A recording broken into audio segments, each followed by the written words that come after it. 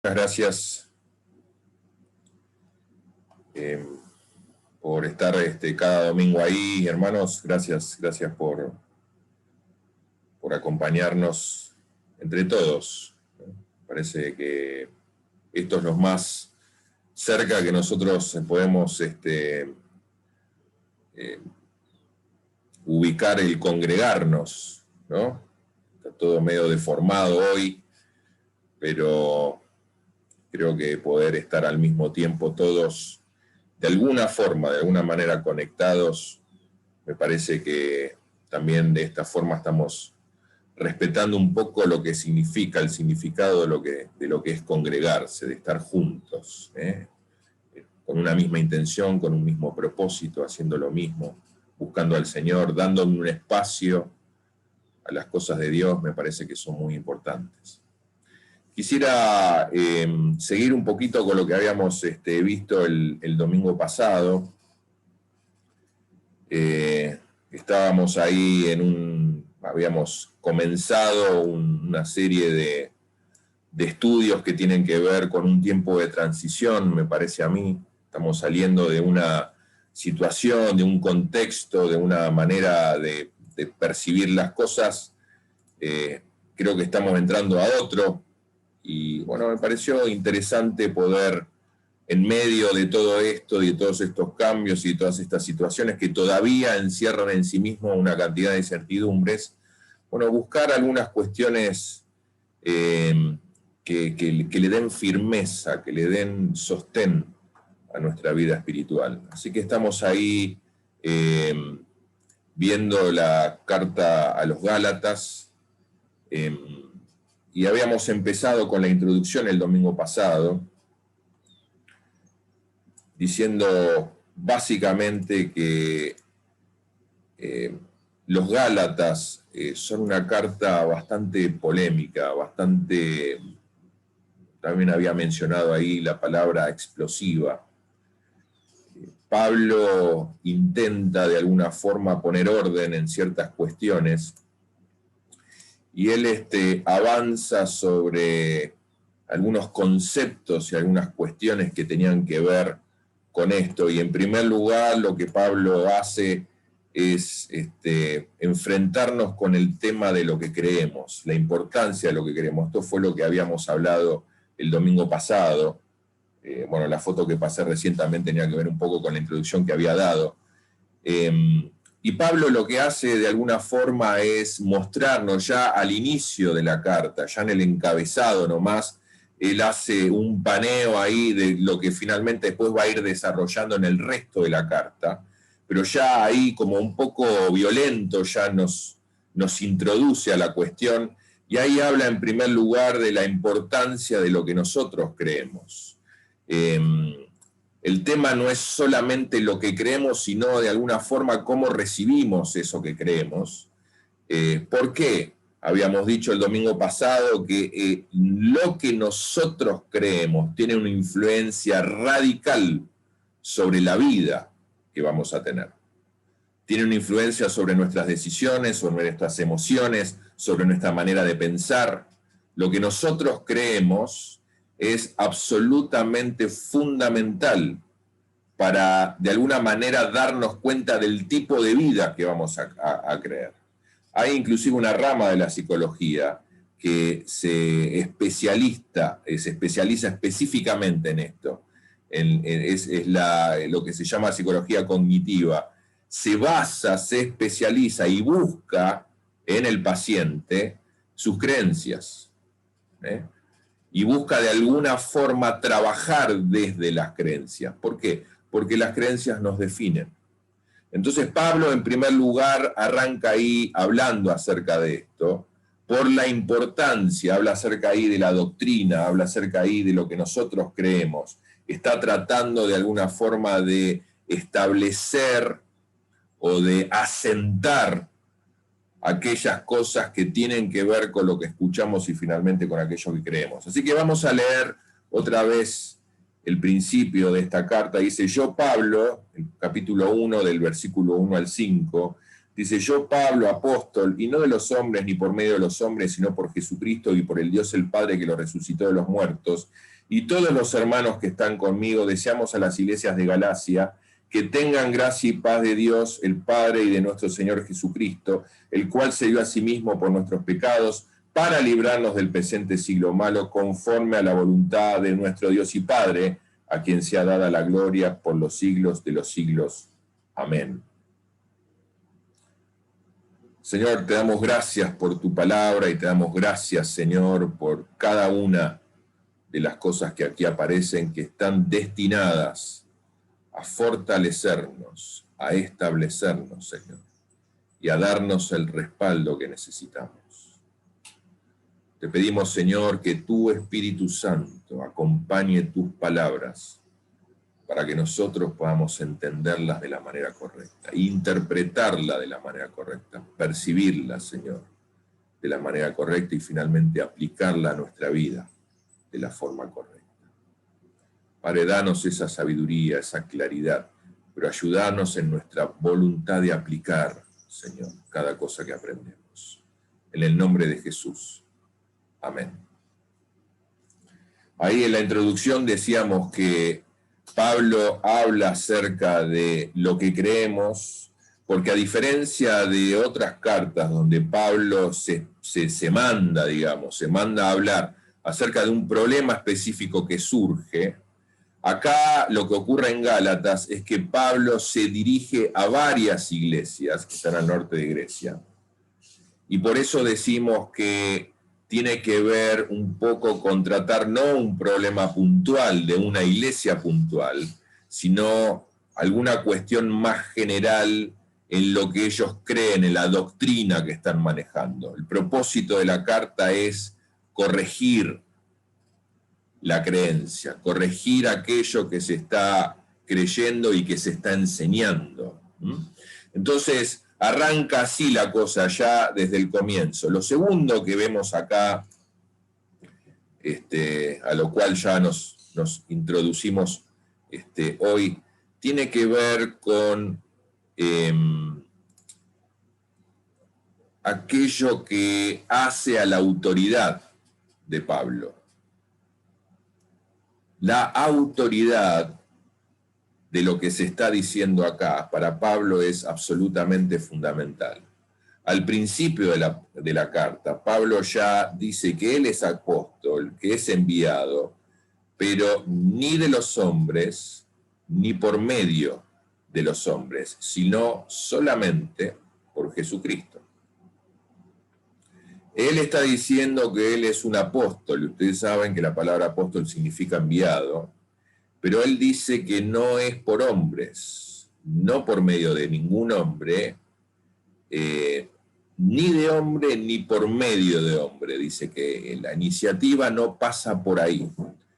Y uno se pregunta, bueno, ¿por qué Pablo arranca así la cosa? ¿Por qué Pablo empieza la carta de esta manera? Cuando yo traigo un mensaje, una predicación como es lo que estamos compartiendo hoy, yo creo que el mensaje que traigo no es de hombres. Yo hablo acerca de lo que la Biblia dice, un mensaje de parte de Dios, no es mi opinión. Entonces, mi mensaje, lo que yo estoy hablando acá, no nace en mi propia cabeza, no son mis creencias, no son mis posturas, no son mis opiniones, no tiene que ver conmigo, no tiene que ver con una cuestión mía, no tiene que ver ni siquiera con una cuestión humana. Por eso uno puede decir, y puedo decir, que lo que hablo acá no es algo que es dado por medio de hombres, sino que viene directamente de parte de Dios. No tiene que ver con un recurso humano, no tiene que ver con un talento, no tiene que ver con una facilidad. Es algo que viene directamente de Dios. Pero Pablo dice acá que no solamente su mensaje no es de hombres, sino que tampoco su misión, la manera en que fue enviado, tampoco proviene de los hombres. La actividad que él lleva adelante no es algo que fue generado por los hombres, ni por medio de los hombres. Yo puedo decir que el mensaje que estoy predicando no es de hombres, pero yo fui entrenado, yo fui enseñado, yo fui asignado, yo fui acreditado, y de alguna manera yo fui puesto acá en esta congregación por seres humanos. Yo no puedo decir como Pablo que mi envío no fue hecho por los hombres, porque realmente fue así. A mí no se me presentó el Señor para decirme, bueno, yo te quiero acá, te quiero allá, quiero que hagas esto, quiero que hagas lo otro. Y yo recibí el encargo a través, creo, de parte de Dios, pero a través de otros seres humanos. Pero Pablo dice acá que el caso de él es diferente, no es así. Uno puede ver en el Nuevo Testamento, creo yo, que hay apóstoles con A mayúscula y apóstoles con A minúsculas. Por ejemplo, creo que Bernabé era un apóstol, pero un apóstol con A minúscula. ¿Por qué? Porque las características de los apóstoles con A mayúscula eran las características de los 12 y tenían de alguna manera alguna calificación bastante particular. Pablo lo que está diciendo es que él tiene la misma categoría de los hombres, de los apóstoles. Y de alguna forma Pablo se está posicionando acá también como un apóstol con A mayúscula. No estoy hablando acá de que esos apóstoles son más importantes que otros, ni que hay categorías de cristianos que son más importantes que otros. No estoy diciendo eso. Pero los apóstoles tenían, como lo habíamos visto también el domingo pasado, unas cuestiones bastante particulares. Eran un grupo bastante pequeño de personas que finalmente vieron a Jesús resucitado corporalmente. Jesús se les acercó y les dijo, ustedes son mis enviados, son mis mensajeros, son mis apóstoles. Les van a dar un mensaje al mundo, un mensaje que va a decir exactamente lo que yo quiero que digan. Había una característica en particular. Entonces, Pablo lo que está diciendo es que él pertenece a esta característica en particular. ¿Por qué? Porque él no fue enviado por hombres, fue enviado directamente por Jesucristo, y su envío salió directamente de la boca física de Jesús. Él tuvo un encuentro ahí con Jesús y tuvo, evidentemente, una misión dada. Hubo ahí algo que hace que Pablo tenga una categoría, entre dentro de un grupo especial de personas que fueron encomendadas personalmente por Jesucristo. ¿Por qué Pablo hace énfasis en esto? Porque las personas a las cuales Pablo les está escribiendo acá son personas, si bien son celosas de la fe, pero la verdad también es que tienen serios problemas de discernimiento. Ellos quieren creer, quieren avanzar, pero no saben distinguir de alguna forma quiénes son los verdaderos maestros y quiénes no lo son. Son niños espirituales. ¿Qué le decimos nosotros a nuestros niños cuando son chicos? Tené cuidado con las personas que no conozcas, no te acerques, puede ser peligroso. Todos nosotros instruimos a nuestros niños a que tenga cuidado con aquellas personas a las que se acerca, a las que escuchan, ¿no? Aquellas personas a las que le dan cabida. ¿Qué está haciendo Pablo acá? Está haciendo exactamente lo mismo. Pablo se refiere a niños espirituales. Muchos de ellos decían, yo sé lo que es un falso maestro, pero en realidad no lo sabían, porque tampoco tenían mucha idea de lo que era un verdadero mensaje. Eran nuevos, eran iglesias recién instaladas. Y Pablo lo que está advirtiendo acá es justamente eso, tengan cuidado. Para Pablo es importante el lugar de donde viene la autoridad. Y todos nosotros tenemos que entender que en nuestra vida hay cosas que son autoritativas para nosotros, tienen autoridad y a veces no nos damos cuenta.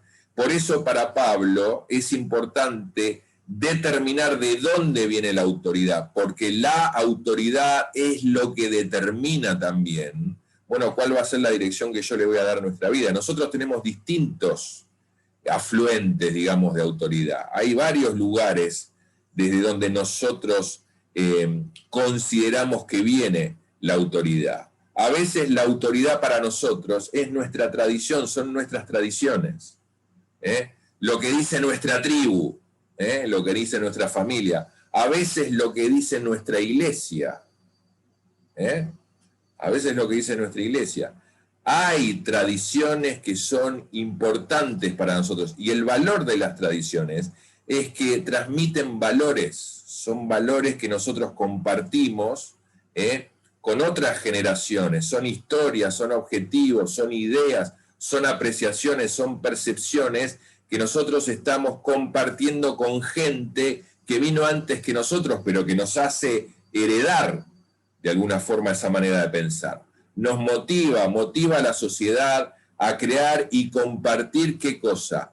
Una identidad colectiva. Y lo interesante es que las identidades colectivas, las identidades que nosotros tenemos en grupo, le dan forma a nuestra identidad individual. Nuestras tradiciones nos dan identidad y usamos esas tradiciones para decidir un montón de cuestiones en nuestra vida. Aprovechando que estamos acá en Año Nuevo, estaba leyendo la otra vez acerca de algunas tradiciones que son un poquito interesantes en nuestra propia sociedad, que tienen que ver con el fin de año. No sé si ven acá, en Brasil la gente se viste de blanco para recibir el Año Nuevo, y lo que dicen ellos es que hay que saltar 7 veces una ola para tirar abajo las malas vibras. Yo no estoy en el mar, pero estoy dispuesto a hacer algunas olas en la pileta acá, y por un precio módico puedo darles un vestidito blanco, un atuendo blanco, y hago olas y ustedes las saltan, ¿no? Y vamos eliminando las malas vibras del 2021. Eso es una tradición en Brasil, una tradición que viene ¿de dónde? De la macumba, que viene del espiritismo. Pero son tradiciones que están muy arraigadas. Ustedes van a Río o van a cualquier ciudad costera en Brasil y van a ver en Año Nuevo a la gente metiéndose al mar, tirando cosas en el mar, soltando cosas en el mar, etcétera, etcétera, etcétera. Son tradiciones, pero que han pegado muy fuerte. En Chile se come lentejas en Año Nuevo. ¿Para qué? Para tener buena suerte. Saben que acá en Argentina hay una costumbre, a veces no es muy conocida, pero algunos la conocen, que es ponerse ropa interior rosada para tener buena suerte en el año que entra. ¿Sí? Por razones de pudor no puse una foto acá, ¿sí? Pero bueno, hay algunos slips que vienen color rosado específicamente para Año Nuevo, me han regalado algunos, bueno, por pudor no quise mostrarlo, pero son costumbres, son tradiciones que nosotros tenemos. En Venezuela y en Colombia, y supongo que los que representan a esos países, si alguno está presente por acá, no me dejará mentir, muchas personas salen con valijas a la calle en el Año Nuevo. Dan una vuelta a manzana, dan una vueltita por ahí, y eso de alguna manera también atrae la buena suerte. En El Salvador, por ejemplo, se deja un huevo en un vaso, en una ventana, ¿sí?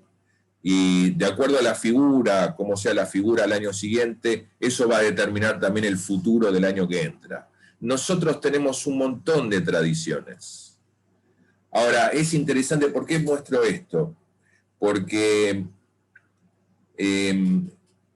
la sociedad latinoamericana es una de las sociedades más supersticiosas que hay en el mundo, y todas estas tradiciones moldean nuestra identidad, moldean nuestra manera de acercarnos a la realidad, ¿no? Ustedes vean, por ejemplo, los directores técnicos o muchas personas relacionadas al fútbol y todas las cábalas que hay, ¿no?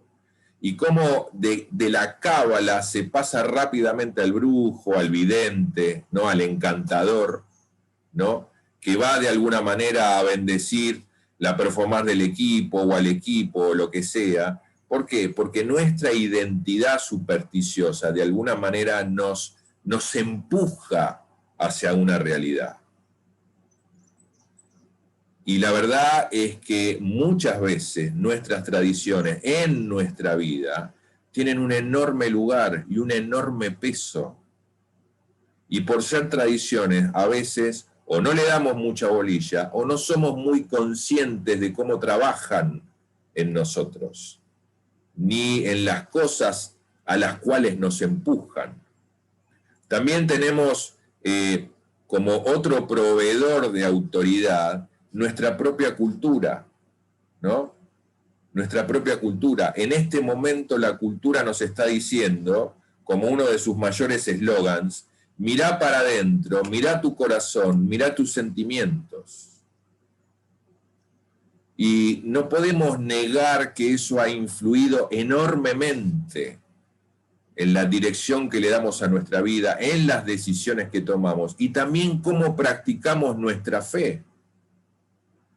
A veces uno puede distinguir en algunas iglesias que las iglesias son una gran propuesta sensorial, ¿no? Llorá, descargate,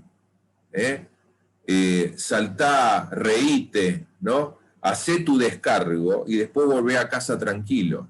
No hay propuestas serias, no hay desafíos serios que vengan de la palabra de Dios, hay arengas, arengas y arengas y arengas. No se enseña la verdad, no se enseña la palabra de Dios, no se desafía a las personas a una santidad mayor, a un conocimiento mayor de las Escrituras, a una profundidad, a un arreglo de sus relaciones. No se desafía nada, es una arenga nada más. ¿Por qué? Porque lo que importa es lo que estás sintiendo.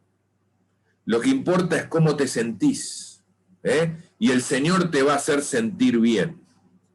Y hasta esos lugares de alguna manera se han metido estas cuestiones que tienen que ver con nuestra cultura, ¿no? Y que han pegado muy fuerte en nuestra espiritualidad también. ¿Por qué? Porque a veces sin darnos cuenta lo que la cultura nos enseña es autoridad. La Biblia nos dice que nosotros somos testigos, ¿no? Que el testigo es una persona que habla de lo que vio.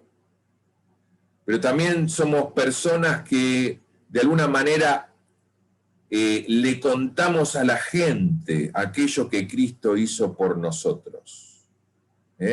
Como se hacía antes en la antigüedad, que se paraban en una plaza pública con un papiro y leían ahí lo que el rey estaba diciendo. Esa es exactamente la figura que se utiliza para nosotros los cristianos, la de declarar la voluntad del rey.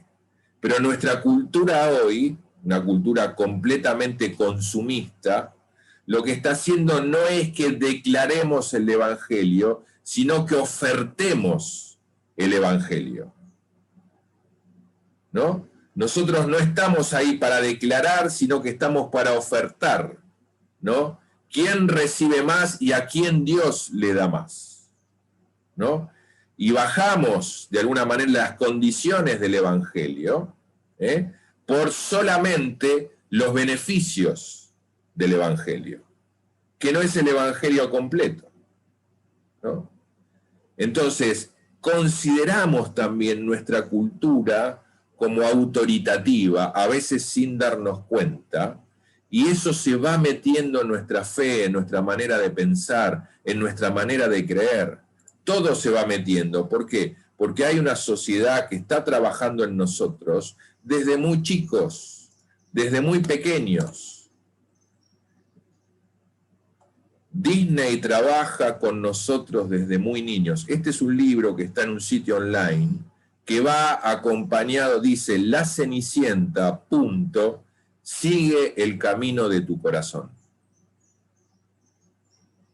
¿no? Sigue el camino de tu corazón.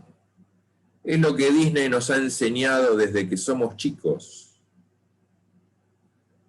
Y a veces le damos autoridad a nuestro corazón. Yo siento del Señor tal cosa.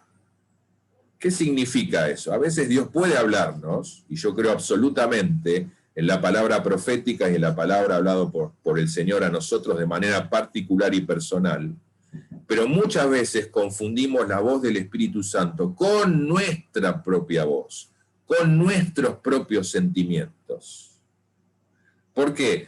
Porque desde chico también se nos ha enseñado que parece que es digno, parece que es lógico, parece que tiene una categoría superior el hecho de seguir nuestro corazón, cuando la Biblia nos dice todo lo contrario.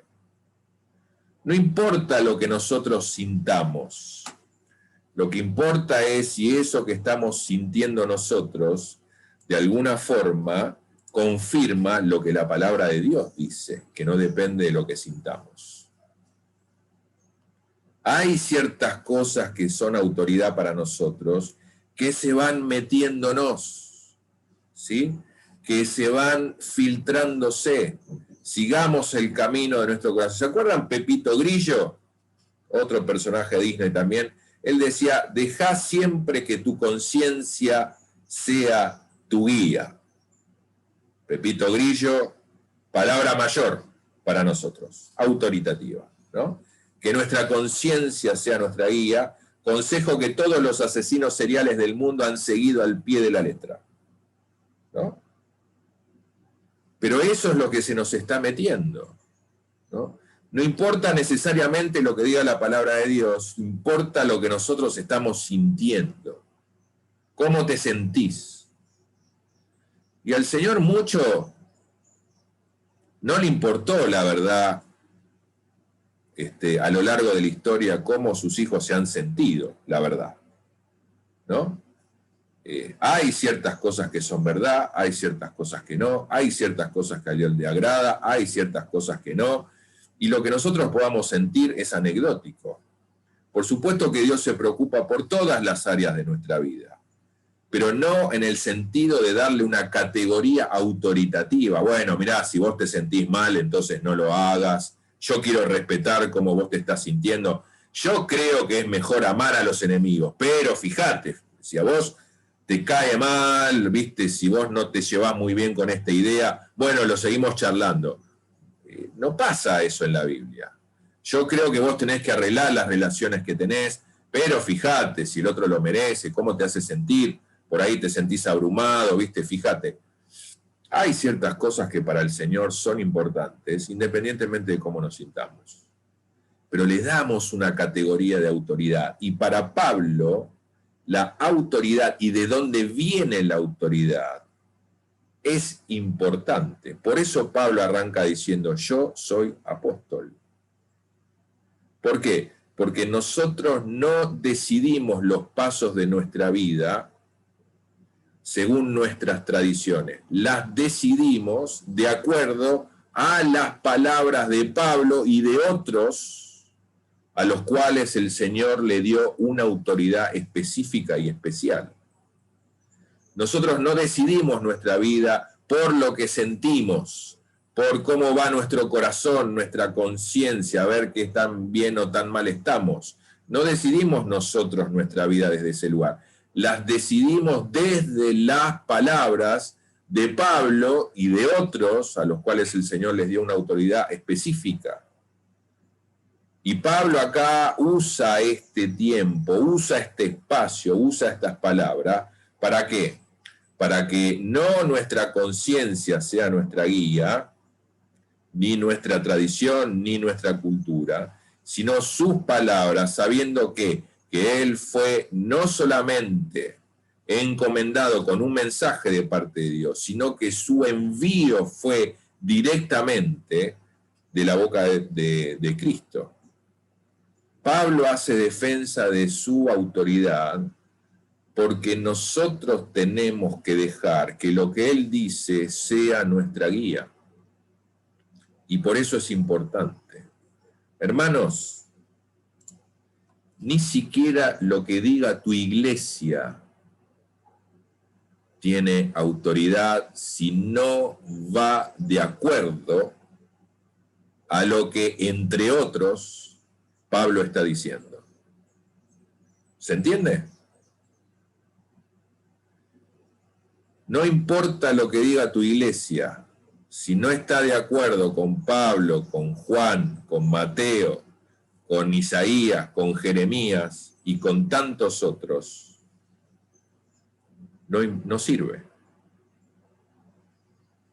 Nosotros tenemos que evaluar permanentemente de dónde viene nuestra autoridad, someter lo que entendemos continuamente a juicio. Tenemos que tener la absoluta tranquilidad de la absoluta autoridad. Y Pablo se encarga de dejarnos claro que su autoridad viene directamente de Jesús y de la boca física de Jesús. Lo primero que Pablo o en este caso, como estamos encarando la cosa, lo segundo que vemos acá en esta introducción que Pablo hace. En tercer lugar, lo siguiente que Pablo se encarga de dejarnos bien claro es la iniciativa de Dios. Lo primero fue la importancia de lo que creemos. Lo segundo es la importancia de la autoridad correcta. Lo tercero es lo fundamental y la importancia de la iniciativa de Dios. Fíjate ahí del versículo 3 al 5. ¿Qué es lo que hace Pablo acá? Nos está dando todo el Evangelio, el resumen de todo el Evangelio. ¿Cuál es el corazón del mensaje cristiano? ¿Qué es lo que Jesús le dijo a los apóstoles, por lo cual ellos atravesaron cielo y tierra dispuestos a dar su vida para difundirlo? Eso es lo que Pablo nos está metiendo acá. Hay un solo sujeto en este pasaje. Todas las cláusulas, los verbos, los predicados, todo lo que aparece acá va alrededor de Jesús. Jesús está haciendo todo, y eso es el corazón del Evangelio. Es Jesús el que está haciendo absolutamente todo, y ahí está el corazón de lo que nosotros creemos. Jesús no es como cualquier otro fundador de cualquier otra religión. Mira, si tuviéramos la oportunidad hoy de pararnos delante de Mahoma, no sé, delante de Buda, qué sé yo, si tuviéramos la oportunidad de hacerlo, nosotros por ahí nos acercaríamos a ellos y le podríamos decir, Mahoma, mi Salvador, y probablemente ellos se enojarían bastante con nosotros. Ahora, si nosotros nos acercáramos a Jesús acá, en vivo y en directo, y le dijéramos a Jesús, Jesús, mi Salvador, Jesús diría, sí, cómo no. Jesús es el único que acepta ese lugar. Y la manera en que Jesús lo hace, la forma en que Jesús encarnó la salvación para nosotros, es completamente diferente a cualquier otra propuesta religiosa. Muchas propuestas religiosas, y cuando uno empieza a estudiar un poco algunas otras creencias, a veces se parecen a la situación de un hombre que se está ahogando y que pide ayuda, y finalmente lo que hacemos es arrojarle un manual, un libro acerca de cómo nadar. Acá tenés, léelo, estudialo, tragátelo a fondo, masticalo bien y vas a salir fenómeno. A veces eso es lo que ocurre con muchas creencias. No hay una salvación, sino que hay una descripción de cómo en todo caso lograrla. Pero Pablo acá está diciendo que Jesús vino no para enseñarnos a nadar, sino para rescatarnos, no para enseñarnos cómo vivir, sino para vivir en nuestro lugar, no para tomar nuestra vida, sino para morir en nuestro lugar. Por eso Jesús es nuestro verdadero héroe. Por eso Jesús es nuestro verdadero héroe. Jesús no me dice cómo es la cosa. Jesús no me dice qué tengo que hacer. Jesús tomó mi lugar. Y ahí Jesús se diferenció de cualquier otro Mesías, Dios o héroe de la historia. Es completamente diferente el Evangelio a cualquier otra cosa. Jesús no solamente es nuestro maestro, es nuestro héroe. ¿Por qué? Porque Él nos rescata. Nosotros estamos indefensos, nos estamos ahogando. Dice la Biblia, nosotros no podemos solos, pero Él nos rescata. Y acá hay algo interesante en el cristianismo. No sé si te pusiste a pensar, seguramente sí.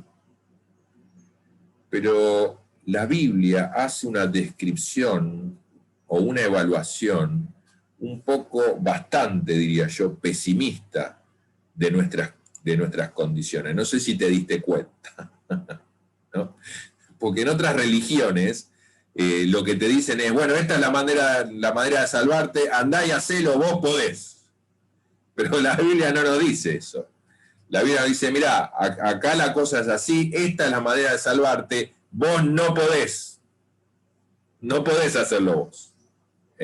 No te da el cuero, no te da la calificación, no te da la estatura. Es interesante esto, ¿no? El cristianismo asume que nosotros no tenemos las condiciones necesarias. Afortunadamente para nosotros, es mejor estar subestimado que estar sobreestimado. ¿Sí? No sé si te pasó que a veces tenés un acontecimiento importante y pones el reloj, ¿no?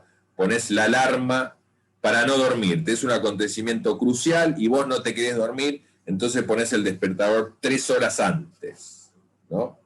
Para poder estar tranquilo, ¿no? Es un bajón despertarse 3 horas antes, ¿no? O decís, es la verdad que es desagradable, pero es mucho más desagradable llegar tarde o no llegar, ¿sí? ¿Por qué? Porque es mejor estar subestimado que estar sobreestimado. Subestimación puede llegar a ser incómodo, pero la sobreestimación, y sobre todo cuando hablamos de la situación espiritual, puede ser mortífera. El cristianismo nos da una estimación que es baja de nuestra capacidad, por un lado, pero por el otro lado, ¿cuál es la ventaja? Que el Señor nos envía lo más grande que tiene, lo más maravilloso, lo mejor que hay. Él no envió a un maestro, Él no envió a un consejero, Él no envió a un instructor de natación, no envió a alguien que nos arrojó el manual por la cabeza y nos dijo, che, te estás ahogando, tomá, aprendé a nadar. Envió a alguien que se tiró al agua y que en el proceso murió en nuestro lugar. Porque nosotros no podemos, el Señor envió lo mejor que Él tenía, que fue a sí mismo. ¿Por qué? Porque Dios toma todas las iniciativas del caso. Acá dice que Él se dio a sí mismo, ahí el versículo 4, por nuestros pecados. Y es interesante acá que la palabra por, nosotros podríamos decir que significa debido a nuestros pecados, pero cuando uno estudia un poquito más la raíz de la palabra en griego, significa en nombre de. Dios no solo murió por nuestros pecados, sino que murió en nuestro lugar, en nuestro nombre, porque somos pecadores. Él vino, nos reemplazó, fue nuestro sustituto. Eso es lo que está diciendo el versículo 4. En nombre nuestro, Él murió, no solo por nuestros pecados, en nombre de nuestros pecados, Jesucristo se entregó. Él es nuestro verdadero héroe. Y listo. ¿Por qué lo hace? No porque lo estamos buscando. Fíjate vos lo que dice. El cual se dio a sí mismo por nuestros pecados para librar los presentes siglo malo, conforme a qué? A la voluntad de Dios y Padre, a quien sea dada la gloria por los siglos de los siglos. Amén. ¿Él lo hizo porque somos buenos? No. ¿Porque lo estamos buscando? No. ¿Porque somos agradecidos? No. Lo hizo por la pura voluntad de Dios, punto. Para la gloria de Dios, punto. La iniciativa fue de Él, por Él, para Él. Todo lo hace Él. Todo lo hace Él. Nosotros no tenemos que hacer nada.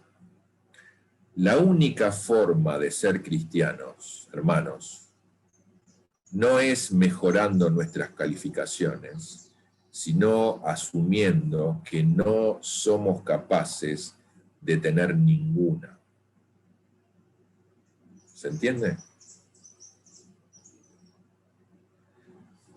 Cuando nosotros empezamos a entender esta verdad, nos vamos a dar cuenta que la única manera en que somos bien calificados por Dios es cuando finalmente admitimos que no somos dignos de ser calificados de ninguna manera y nos aferramos no a nuestra performance, no a nuestra capacidad, no a nuestra santidad, sino que nos aferramos a lo que Jesús hizo, a todo lo que Jesús hizo y a lo que solo Jesús hizo. Esa es la única manera.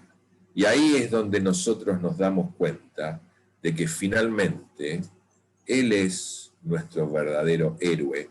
Y eso es lo que esta introducción a los Gálatas está diciendo. Jesús es nuestro verdadero héroe. Hay un libro de cómics donde se despiertan, salen de su retiro los viejos superhéroes, Batman, Superman, ¿no? Capitán América, y se enfrentan a los nuevos superhéroes. Es una especie de enfrentamiento entre los superhéroes modernos y los superhéroes postmodernos. Ustedes vieron que los superhéroes modernos, los viejos superhéroes, digamos, son los tipos duros, ¿no? Los tipos fuertes, los que nunca dudan, o los tipos que se bancan todo, que se enfrentan, en este caso, a los héroes postmodernos, que son los héroes que son disfuncionales, ¿viste? Son tipos que tienen problemas, son violentos, son medios corruptillos, ¿no? En algún punto, ¿sí? Y hay un enfrentamiento de ambos, ¿no? No sé si han leído o visto alguno de estos cómics. Se persiguen entre ellos, bueno, están ahí, ¿no? Y uno ve cómo la diferencia que hay entre los antiguos superhéroes y los nuevos superhéroes. Mirá, por ahí conoces este. ¿Lo ubican a este? Deadpool. Este es un nuevo superhéroe que tiene algunos problemitas importantes, ¿no? Ahora, ¿por qué estos superhéroes son tan, para nosotros hoy en día, por qué han tenido tanto lugar, a diferencia de los otros? Porque nosotros podemos identificarnos con ellos en nuestras propias miserias, ¿no? Ellos tienen debilidades, tienen problemas personales, tienen problemas emocionales, tienen un montón de cosas que se parecen a nosotros. No sé si ustedes vieron la película Pearl Harbor. En la película Pearl Harbor aparece Roosevelt, presidente Roosevelt, que aparece en silla de ruedas. No sé si se acuerdan, aparece ahí en silla de ruedas, se la ve ahí. Ahora, es interesante que en la época de Roosevelt muy pocas personas sabían que el presidente de los Estados Unidos estaba en silla de ruedas. ¿Por qué? Porque en la vieja, digamos, cosmovisión de las cosas, un presidente nunca podía parecer débil. Esa es la vieja cosmovisión. En la cosmovisión posmoderna es todo lo contrario. Por ejemplo, muchas personas, inclusive hoy, se han identificado con la princesa Diana, con Lady Di, ¿no? ¿Por qué? Lady Di, con todos sus problemas personales, todos los problemas que ha tenido en su vida, todos los problemas conyugales, matrimoniales, etcétera, etcétera, etcétera. ¿Qué pasaba? Lady Di era la princesa del pueblo. Nos podemos identificar con ella porque ella es tan débil y tiene tantos problemas como los tenemos todos nosotros.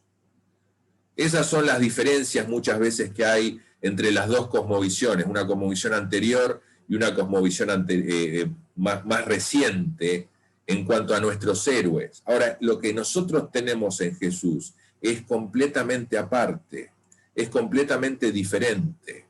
¿Por qué? Porque Jesús no es ni un héroe moderno, ni tampoco un héroe posmoderno. No es una de esas personas fuertes, inaccesibles, porque Jesús nos mostró su dolor, sus lágrimas, su llanto, su angustia, su bronca, su hartazgo, nos mostró lo que hay en el corazón de Dios hecho hombre. Pero por el otro lado, Jesús tampoco es un héroe posmoderno que dice, yo no tengo la menor idea de hacia dónde voy, no sé qué es lo que quiere Dios para mí, en realidad me parece que tengo que seguir el camino de mi corazón.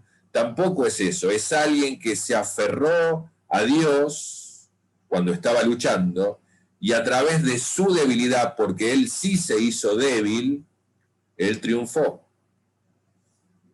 Y eso es lo que Jesús es para nosotros. Y eso es lo que Pablo nos está diciendo con su autoridad, que Jesús es para nosotros. Y de alguna forma también es lo que las Escrituras dicen que el Señor puede hacer también con nosotros y también en nuestra vida. Este es el modelo que Pablo presenta de entrada. Y esta es la bomba que Pablo de entrada nomás arranca tirando, y es mi esperanza, y espero que las de ustedes también, que realmente esta bomba que Pablo está tirando en esta carta explote en nuestras vidas y nos enseñe a aceptar a nuestro verdadero héroe y nos ayude a parecernos más a él también. Amén. Oramos.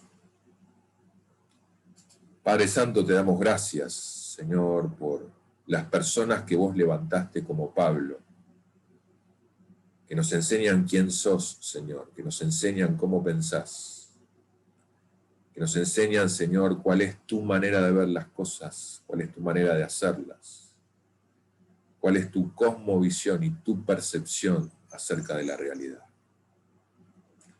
Y te pido, Señor, que a través de esta carta y a través de poder estudiarla, se nos pegue, Señor, se meta dentro de nuestra vida, de nosotros, de nuestro corazón, todas esas cosas que tienen que ver con cómo sos.